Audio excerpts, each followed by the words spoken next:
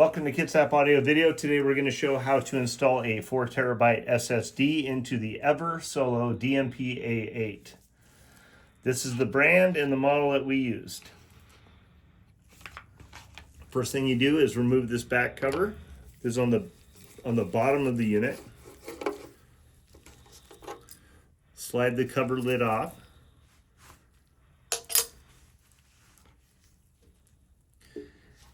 Pop off the retaining clip. Take the memory card. Make sure the notch is to the right. And at the very top of the socket, slide it in. You'll hear this gratifying crunchy noise. Push down on the memory card. Take the peg, slide it into the socket. And that retains, that keeps it mounted securely inside the unit. Take the cover back, slide it in, reinstall the screw.